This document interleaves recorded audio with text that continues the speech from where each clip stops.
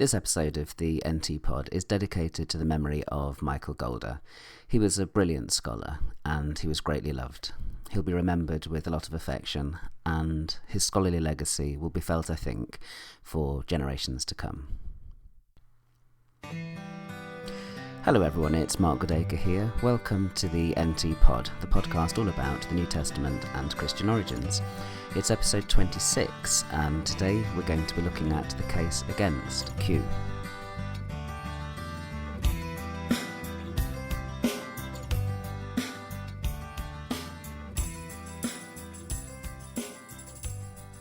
In the previous episode of the NT Pod, I tried to set out, as best I could, the arguments for the existence of Q. Q, let's remind ourselves, is the hypothetical document that lies behind a lot of the material in Matthew and Luke. You see, most people think, me included, that Matthew and Luke used Mark's Gospel, and Mark's Gospel was important to them. It was the backbone of their own attempts to construct a Gospel. But Matthew's and Luke's use of Mark alone won't solve the Synoptic Problem, because there is this whole bunch of material in Matthew and Luke that isn't in Mark's Gospel. And for that material, some of it very, very close, some of it nearly 100% verbatim agreement, for that material you have to say, well, where does that come from? And if Matthew and Luke are using Mark independently of one another, then you have to say, well, that material therefore must have come from something like Q, a hypothetical document that both Matthew and Luke had alongside Mark. So the two-source theory is the idea that Matthew and Luke used Mark and Q as the kind of the basis of their Gospels. Now, I wrote a book called The Case Against Q a few years ago, and I've also written introductory materials on this. I have websites on it and so on. And so to try and summarise my own case against Q in one episode of the NT Pod might seem to be something of a challenge, but I'm going to have a go. And what I'll do is there are some elements in the case that I would like to spell out in a little more detail, but I'll save those for the future. For the time being, I'll try and get my case against Q into a nutshell. For the case against Q really to be understood, one of the things that you have to do, first of all, is take those arguments for Q and look to see how persuasive they are. Because so many of those arguments for Q, as we saw last time, are basically arguments against Luke's use of Matthew. So you have to say, well, how persuasive are they at telling us that Luke didn't know Matthew? I don't think they are persuasive, and I'll try and explain why. The first of the arguments that gets used against Luke's use of Matthew is the whole business of Luke's order, the idea that Luke would not have destroyed Matthew's wonderful discourses, especially things like the Sermon on the Mount. The problem with this argument is that it's essentially a kind of aesthetic judgment. It's a value judgment. It's essentially saying, if I were Luke, I wouldn't have done this. And it's a very difficult argument, therefore, to assess because it's so subjective. One way that I've tried to assess it is to say, well, do other people share that aesthetic judgment? Do other people say that Matthew's Sermon on the Mount is so wonderful in all its glory that we wouldn't break it up? Well, they certainly don't. I mean, lots of artists do break up Matthew's sermon. Pier Paolo Pasolini, in one of the most famous of the Jesus films, The Gospel According to St. Matthew, does exactly what Luke does, moves the Sermon on the Mount later in his narrative, he changes key bits of it, he shortens it greatly, and so on. So I think it's a kind of value judgment that doesn't really stand up to scrutiny. What Luke has done in the Sermon on the Mount, I think, is completely understandable. And in fact, what Luke seems to be trying to do in his gospel is to present a kind of plausible biographical kind of narrative in which sayings are interspersed with actual kind of narrative incidents. And so Luke takes lots of bits of things like the Sermon on the Mount and puts them in appropriate context elsewhere. So, for example, he has lots of the teaching on prayer from Matthew's sermon in his section about prayer in Luke chapter 11. But it's not just a question of Luke rearranging the material that you find in Matthew. It's also that Q scholars say that Luke wouldn't have omitted so much material from Matthew had he known Matthew. And the kind of example that people give are things like the story of the Magi. Well, what I say to this is it's not at all surprising that Luke doesn't include a lot of the material in Matthew. I mean, for one thing, there's a kind of circularity to this argument anyway. Of course, Luke doesn't have the special Matthean material, because if he did have that material, we'd call it Q material. So he doesn't have it by definition. But I suppose the argument is that Luke wouldn't have omitted some of this material. And I just feel that in every case where you look at the detail of the material that Luke must have omitted from Matthew, it's entirely explicable on the basis of what we know about Luke's habits elsewhere. Well, let's take that example of the Magi. Would Luke, in his birth narrative, have included the Magi, had he known that story, the adoration of the Magi coming to visit the baby Jesus? Well, I don't think he would for a minute, because Luke, we know from his second volume, Acts of the Apostles, Luke we know doesn't like Magi. One of the chief villains in the whole book is a magician. He's called Simon Magus, and Luke isn't going to include people like that right at the beginning of his gospel, and he inserts instead the entirely more appropriate characters of these shepherds. But for Q scholars, it isn't just a question of Luke omitting whole pericopes, whole passages from Matthew's Gospel. It's also, they say, that Luke doesn't include Matthew's versions of Markan material. In other words, where Matthew adds a few little details, a few little redactional details added to Mark, why doesn't Luke include those? And my answer there is, he does. Lots of the time. In fact, there's an entire category called by two source theorists Mark-Q overlaps. And the Mark-Q overlap passages are essentially those passages, I think, where Luke has based his account primarily on Matthew's versions of Mark.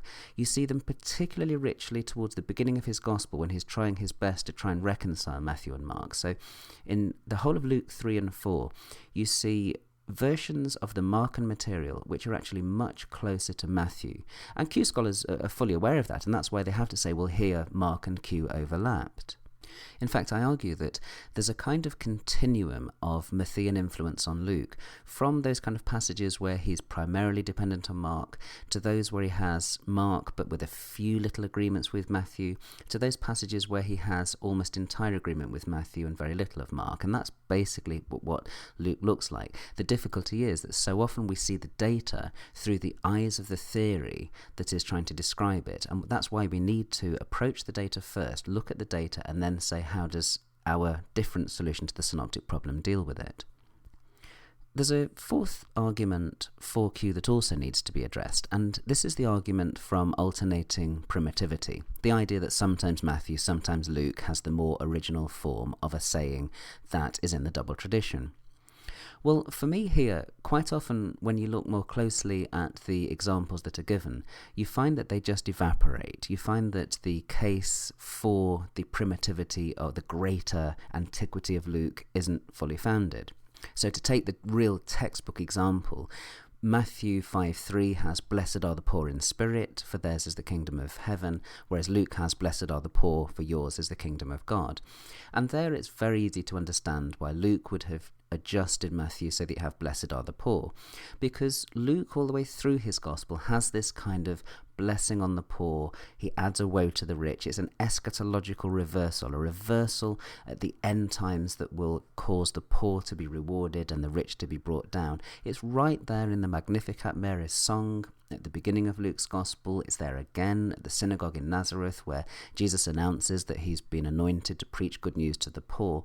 You find it over and over again in Luke's gospel. So the idea that he would have adjusted Matthew's beatitude on the poor in spirit and make it the poor is entirely understandable.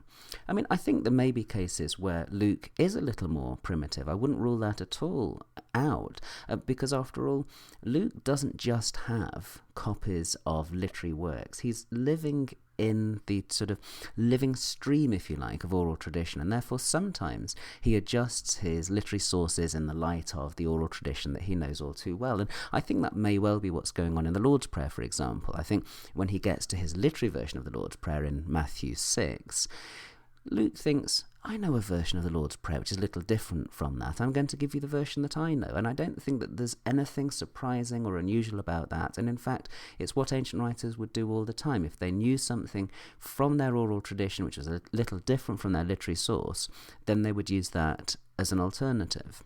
In general, then, I think the arguments against Luke's use of Matthew are quite weak. And let me just illustrate the way that I see things from a contemporary analogy. Several years ago, I remember in a university setting having two pieces of work from students that were very, very similar. So similar that someone somewhere had been doing some copying. And we got each of the two students into separate rooms and asked them what had gone on. I must admit, the irony of it was that actually I thought that each of the students might have been using the same book and copying out of it. In other words, I was arguing for a kind of Q-type solution. But as it turned out, when we interviewed the two students, one of them confessed to having copied off the other one, and the other one expressed horror that this essay that she'd lent to her friend had then got copied by her friend. So we were able straightforwardly to say, well, clearly one person's copied off the other.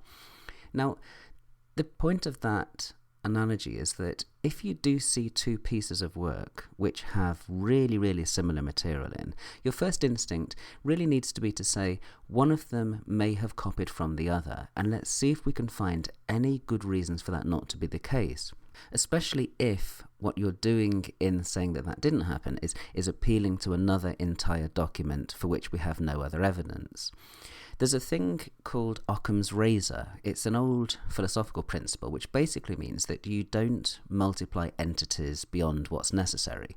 And in my opinion, Q simply isn't necessary to explain the data. The data are better explained with Luke's direct use of Matthew alongside his use of Mark. Indeed, there have always been problems with the Q theory, which two-source theorists are very aware of. For example, when Luke copies out of Mark, we regularly see him bringing up little agreements with Matthew, little, I would say, reminiscences of the Matthean text, little things that he inserts into his story. There's one famous one in Mark 14:65, and where Matthew and Luke both agree together against Mark there. What happens is it's when Jesus is being interrogated, and there's this horrible mockery, where in Mark they simply hit him and say, prophesy.